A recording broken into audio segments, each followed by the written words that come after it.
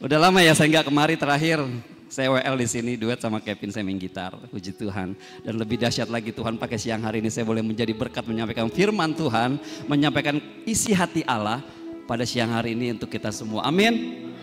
Amin. Langsung aja nggak pakai lama-lama. Kita buka firman Tuhan di Kejadian 22 1 sampai dengan 5. Oke, kita baca ya 5 ayat yang luar biasa ini. Kita baca sama-sama 3, 2, 1. Setelah semuanya itu Allah mencoba Abraham. Ia berfirman kepadanya, Abraham, lalu sautnya, ya Tuhan, firman-Nya, ambillah anakmu yang tunggal itu yang engkau kasihi, yakni Ishak. Pergilah ke tanah Moria dan persembahkanlah dia di sana sebagai korban bakaran pada salah satu gunung yang akan kukatakan kepadamu. Pagi-pagi sekali bangunlah Abraham dan memelanai keledainya.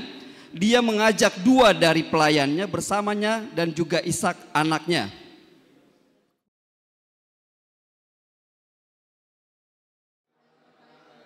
Ayat keempat, pada hari yang ketiga Abraham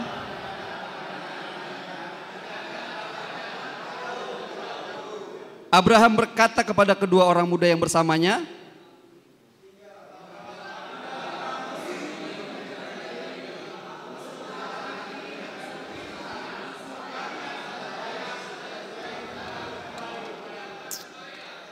amin. Amin, amin, amin. Begitu banyak kejadian Abraham kalau kita baca dari pertama dia keluar, disuruh sama Tuhan, dia disuruh keluar dari kampungnya tanpa tahu apa-apa saudara. Dia nggak ngerti, tapi dia mau taat aja. Tanpa tahu apa-apa, tanpa mengerti apa-apa, dari awal kisahnya Abraham, dia ajak istrinya, dia ajak Lot, keponakannya dan juga istrinya, dia pergi dari kampungnya. Dia tinggalkan semua apa yang dia punya, dia tinggalkan semua sanak saudaranya. Hanya untuk taat sama Tuhan. Tahu nggak dia mau dikasih apa? Nggak tahu. Ngerti nggak dia mau gimanain sama Allah? Nggak ngerti. Dan ini yang paling luar biasa.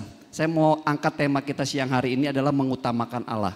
Di Kejadian 22 1 sampai dengan 5 yang kita baca tadi, Abraham disuruh apa? Mempersembahkan anaknya Ishak. Sama-sama katakan mempersembahkan anaknya Ishak. 3. Siapa yang punya anak di sini boleh angkat tangan? Wow, cukup banyak ya. Sedih nggak bapak-bapak ninggalin anaknya di rumah? Sedih ya? Sedih banget. Apalagi disuruh mempersembahkan anaknya.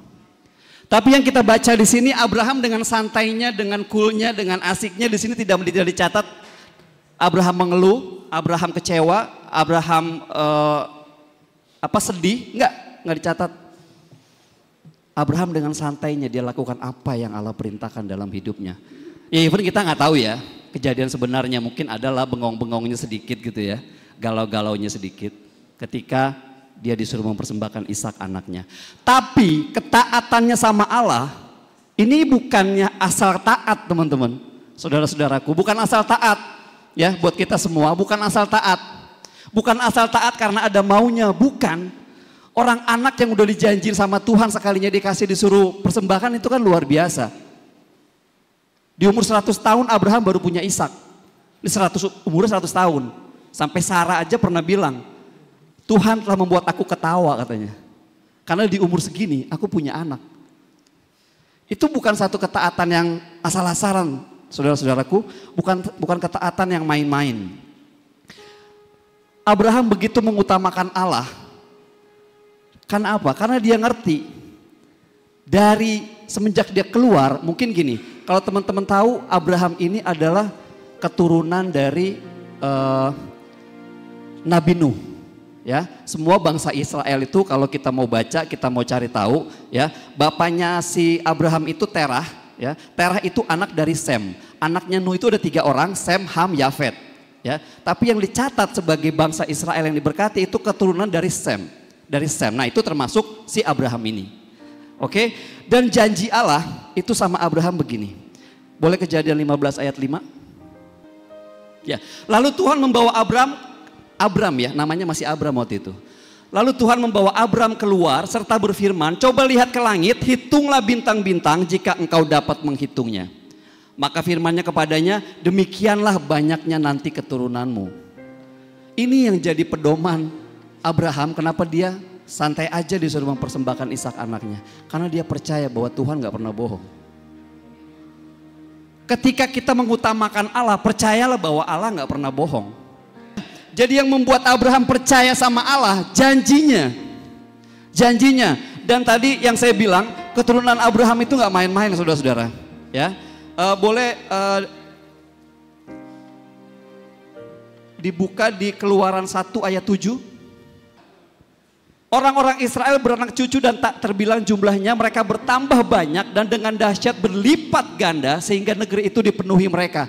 Berlipat ganda dan negeri itu dipenuhi mereka. Ini salah satu penggenapan janji Allah sama Abraham. Kemudian berangkatlah orang Israel dan Ramses ke Sukot. Kira-kira 600.000 orang laki-laki berjalan kaki. 600.000 orang. Itu penggenapan janji Allah yang kedua untuk Abraham.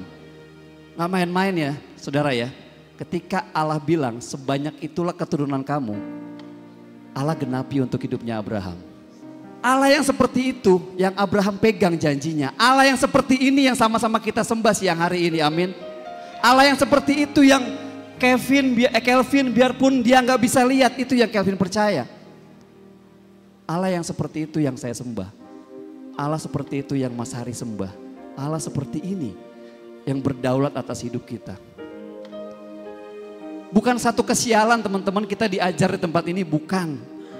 Bukan sesuatu rancangan yang bodoh gitu untuk bikin Kelvin jadi punya hukuman mati, bukan. Rancangan Allah itu gak pernah salah. Dan gak ada yang mustahil buat Allah kita. Amin. Saya mau semuanya, kalau kata Kak Kori, dengar baik siang hari ini. Siang hari ini Tuhan mau katakan yang luar biasa. Ya.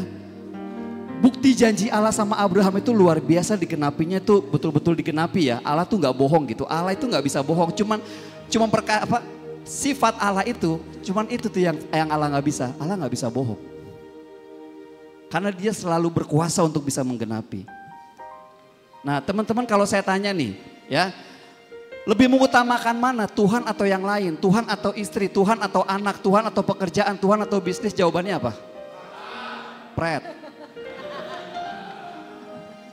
Iya, di sini dasarnya pada realitasnya kita bisa lebih pilih istri kita bisa lebih pilih anak kita bisa lebih pilih bisnis kita bisa lebih pilih perut kita, betul?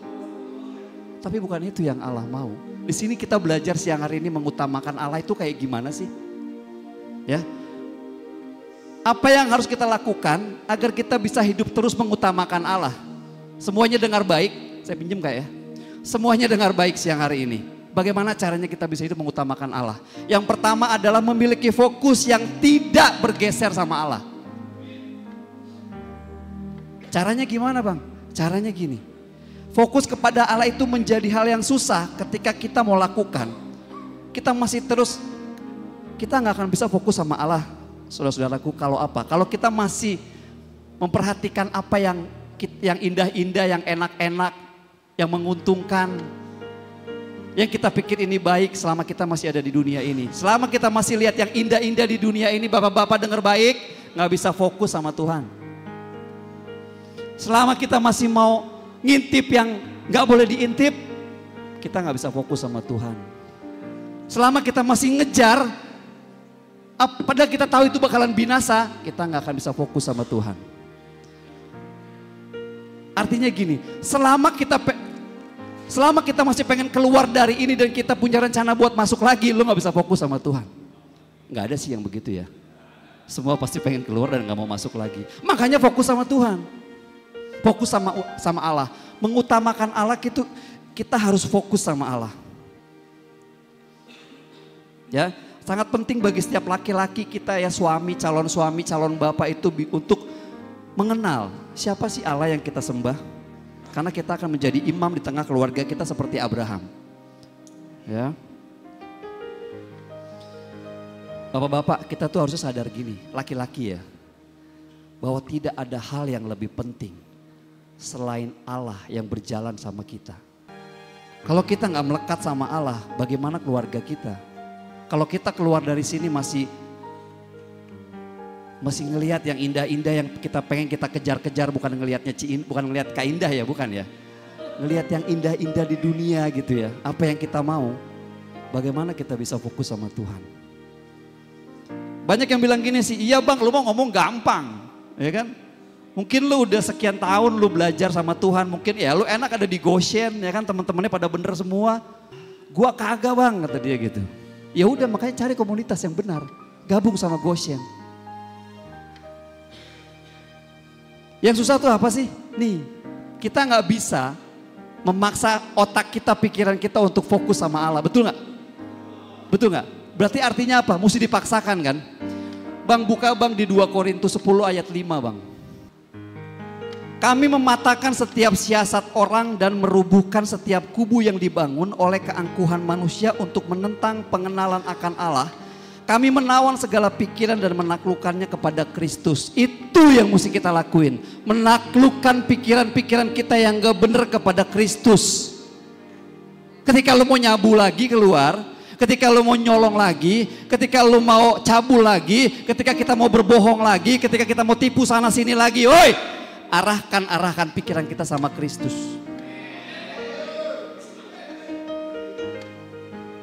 Itu salah satu kunci buat kita bisa fokus sama Tuhan.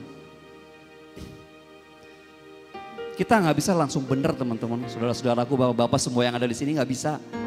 Cuman Kristus yang bisa ngubahin kita. Makanya arahkan pikiran kita sama setiap janji-janjinya. Sama setiap janji-janjinya Tuhan. Ya, kita manusia terbatas. Bahkan untuk tahu apa yang ada di luar pintu itu aja kita nggak tahu, betul? Tapi Allah tahu. Kita mesti ngerti bahwa Allah yang saya sembah, Allah yang kita sembah, Allah yang tahu yang ada di balik pintu itu. Kita nggak tahu. Sesimpel itu sebetulnya mengetahui kuasanya Allah. Ya, kita mesti punya pemahaman yang benar buat akan Tuhan, mengerti siapa Allah itu, dan Allah itu harus menjadi pusat dari pemikiran kita dengan benar. Bukan cuma kalau ada maunya. Biasanya kita cari Tuhan tuh kalau ada maunya. Setelah udah dapet, lupa sama Tuhannya. Mungkin beberapa hamba Tuhan, pendeta dan orang-orang yang dekat sama Tuhan banyak yang ngomong kayak gini. Tapi memang itu kenyataannya. Kita harus mulai biasa nih teman-teman nih mengolah pikiran kita untuk memikirkan segala sesuatu yang benar. Mengarahkan pikiran kita sama Kristus. Abraham. Ketika dia diminta untuk mempersembahkan Ishak, kira-kira dia mikir gini gak? Ini Allah beneran gak ya? Kalau misalkan gua gak persembahkan anak gua, ntar dia marah gak ya? Gitu. Saya percaya dia pasti mikir begitu. Tapi satu lagi, dia mengarahkan pikirannya sama Kristus, sama Allah, dia mau mengutamakan Allah. Jadi apapun yang menjadi permintaan Allah, apapun yang menjadi perintah Allah, dia mau lakukan karena dia tahu itu yang menyelamatkan hidupnya. Karena itu yang menyelamatkan hidupnya.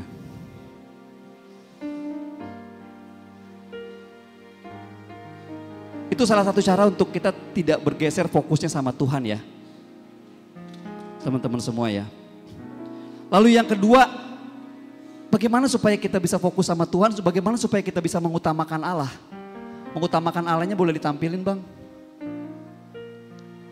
Bagaimana supaya kita bisa menjadi seperti ini? Relakan diri kita menjadi alatnya Tuhan. Ini yang kedua. Relakan diri kita menjadi alatnya Tuhan. Ngerti nggak?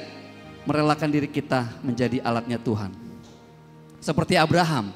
Abraham dipakai sama Tuhan untuk menjadi bapak orang beriman, menjadi bapak segala bangsa. Bahkan apa? Abraham membuat kita semua yang ada di sini memiliki iman yang luar biasa. Betul? Kita salut dong sama imannya yang dengan begitu mudah mempersembahkan anaknya. Itu iman loh. Sampai akhirnya kata malaikat Tuhan apa? Abraham jangan kau persembahkan, jangan kau potong Ishak, jangan kau apa-apain. Ini ada kambing nih. Potong kambingnya. Sampai akhirnya Tuhan bisa bikin kayak gitu. Tahu nggak Abraham? Nggak tahu. Makanya saya bilang Allah yang seperti itu yang kita nggak pernah tahu bisa memberi apapun dalam kehidupan kita, jawaban apapun dalam hidup kita, itu Allah yang kita sembah, itu Allah yang kita percaya, itu Allah yang kita dengerin setiap perkataannya. Percayalah bahwa Allah nggak pernah meninggalkan kita, Allah nggak pernah meninggalkan Kelvin. Mas Hari sehat-sehat aja sampai hari ini, Allah nggak pernah ninggalin Mas Hari. Moses, saya, Kak Kori, Allah nggak pernah ninggalin kami, Allah nggak pernah ninggalin kita. Allah yang memelihara hidup kita. Terus kita nggak mau ngutamain dia gitu, mau ngapain lagi? Goshen bisa bolak-balik ke sini. Udah berapa tahun kita di sini ya Kak, bolak-balik sini ya? Udah 15 tahun kita bolak-balik ke sini. Itu karena Tuhan yang memelihara hidup kami.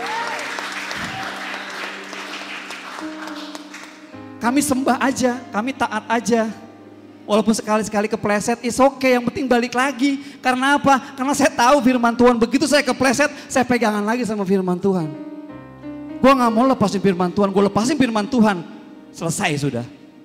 Kalau udah mati kan gak bisa apa-apa. Kita bisa bolak-balik ke sini, kita bisa jadi berkat, kita diberkati. Itu karena kita pegang Tuhan, karena kita mengutamakan Allah dalam hidup kita. Dan kita kalau doa, jangan minta diberkati teman-teman. Kita kalau berdoa nih minta kita jadi berkat. Kalau kita jadi berkat otomatis hidup kita sudah itu maksudnya. Saya kalau doa gak minta tuh saya gak pernah minta apa-apa sama Tuhan. Saya bilangnya terima kasih aja. Coba. Terima kasih untuk apa yang sudah Tuhan berikan. Terima kasih untuk istri yang luar biasa yang jadi WL hari ini, itu istri saya itu. Terima kasih untuk kakak Kori yang setiap hari ada dalam hidup saya. Yang kadang-kadang bikin sakit kepala juga sih. Terima kasih buat teman-teman yang ada, Moses, Maria, semuanya, Kak Indah, Peter, semua yang ada dalam hidup saya. Terima kasih. Tuhan jaga tuh kami semua. Saya gak pernah minta dikasih sehat. Tapi kalau kita say terima kasih sama Allah dan kita mengutamakan hidup kita buat Allah, gak usah pusing. Gak usah ragu. Oke? Itu yang kedua, kita harus rela dipakai menjadi alatnya Allah. Yang terakhir, yang ketiga adalah gini. Kenapa sih kita harus mengutamakan Allah? Yang terakhir, yang ketiga ya teman-teman ya.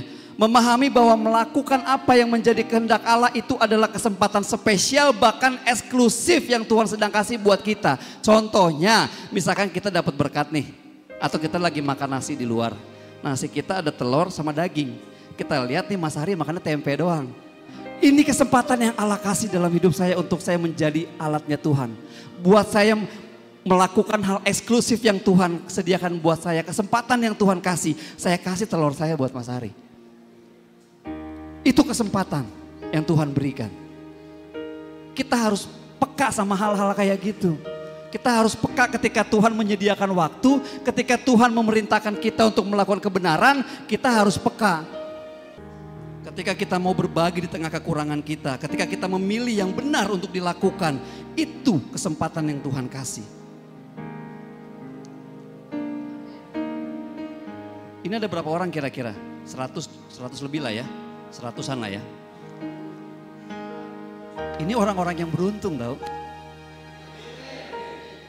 Ini orang-orang yang dengar waktu Tuhan bilang apa?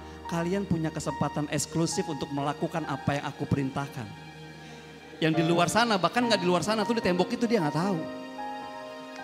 Tapi buat bapak-bapak semua yang ada di sini, ini orang-orang yang beruntung. Yang Tuhan kasih kesempatan untuk bisa berubah, mau mengutamakan Allah.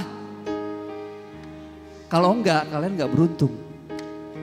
Tapi ketika kalian merespon ini dengan benar, ketika kalian mengerti bagaimana mengutamakan Allah, kita adalah orang-orang yang beruntung. Saya tadi ngedengerin Kelvin bersaksi, kayak gampang banget gitu bilang, hukuman mati. Aduh, Vin. Nggak tahu kan udah terbiasa kali ya? Enggak juga, enggak. Karena Kelvin, saya gini, saya menyadari bahwa Kelvin tetap stay untuk bisa melayani Tuhan. Karena ini kesempatan spesial yang Tuhan berikan buat Kelvin. Kalian pada nggak mau? Belajar pakai di sini.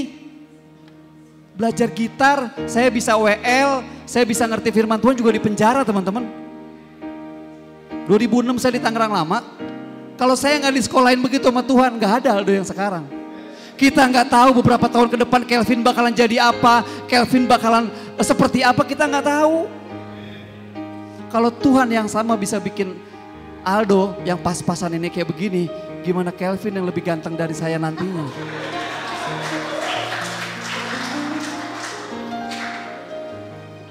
Percaya aja bahwa Allah kita nggak pernah mengecewakan. Yang mengecewakan itu kita. Coba tunjuk nih dirinya nih.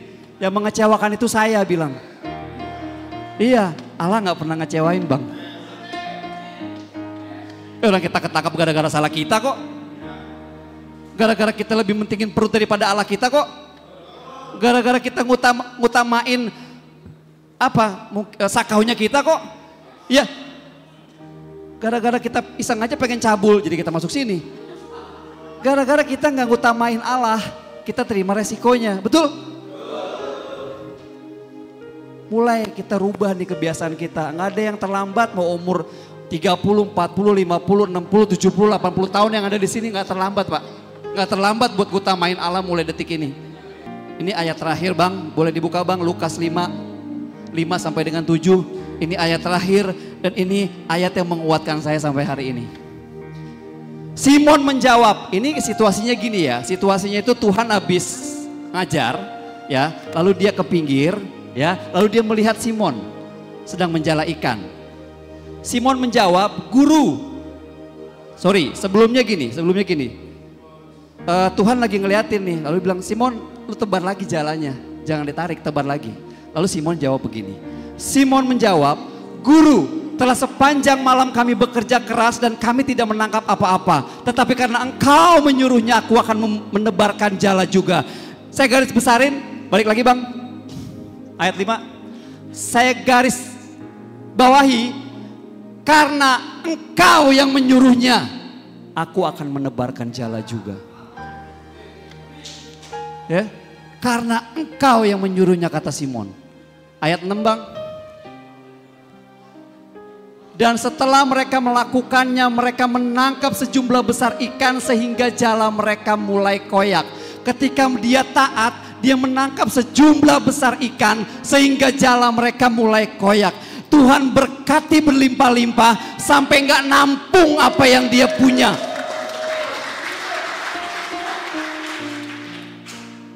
Ayat 7 bang. Lalu mereka memberi isyarat kepada teman-temannya di perahu yang lain supaya mereka datang membantunya. Dan mereka itu datang, lalu mereka bersama-sama mengisi kedua perahu itu dengan ikan hingga hampir tenggelam. Kasarnya gini, diberkatin sampai mabok. Dipenuhi sampai nggak nampung. Karena apa? Balik ke judulnya bang, judul tema kita siang hari ini. Karena kita apa? Mengutamakan Allah. Kalau Simon bilang gini, enggak cus, capek Tuhan. Ya kan? Sudah dari tadi, dari semalam saya nyebarin. Sekarang Tuhan tiba-tiba datang sudah nyebarin begitu aja. Ente sehat. Kalau Simon bilang begitu, apakah dia terima tuh 6 dan 7-nya? Enggak terima. Ketika kita semua yang ada di sini bilang, enggak lah Tuhan, gue mau jalanin aja ke gereja, gue ke gereja lumayan dapat makanan, pulang dari sini, keluar dari sini, gue mulai lagi judi lagi, gue mulai lagi menghayal yang indah-indah lagi, gue mulai lagi ngelacak-ngelacak untuk bisa beli seprem 2 prem ya kan. Ketika kita mulai begitu, sampai mati juga hidup kalian gak akan diberkati. Sampai lu keluar balik lagi, sampai ketika datang udah kosong semua di penjara, udah nggak ada, udah rubuh, nggak akan berubah hidup kita. Kalau kita nggak pernah mau berusaha untuk mengutamakan Allah, amin. Kenapa sih saya berani ngomong gini? Tanya istri saya yang luar biasa tadi. Karena kita berdua berusaha seperti itu setiap hari. Kita nggak tahu ujungnya. Kelvin nggak tahu ujungnya. Kak Kori juga nggak tahu ujungnya Goshen mau gimana ya kak. Kak Kori nggak tahu Goshen ini mau kayak gimana. Moses Kamaria nggak tahu nanti pekerjaan mereka seperti apa, kehidupan mereka seperti. Tapi ketika kita berusaha untuk melayani Tuhan setiap waktu ketika Tuhan kasih kesempatan, hidup kita aman-aman aja tuh. Hidup kita tenang-tenang aja. Masalah ada. Lu gak tahu aja gue lagi ngalamin apa. Tapi luar biasa. Saya mau tetap percaya sama Tuhan. Saya tetap mau berpegang sama Tuhan. Gini loh. Saya mau percaya sama kuasa yang mampu menghidupkan dan mematikan. Saya mau percaya kepada kuasa yang mampu menenggelamkan. Saya mau percaya sama kuasa yang mampu membangkitkan. Dan kepada kuasa itu kita harus lebih lagi berharap dan percaya.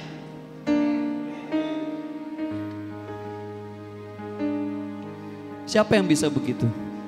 Cuma Allah, cuma Yesus. Dia yang sudah memberikan, sudah membuktikan sama kita apa yang bisa dia lakukan, betul?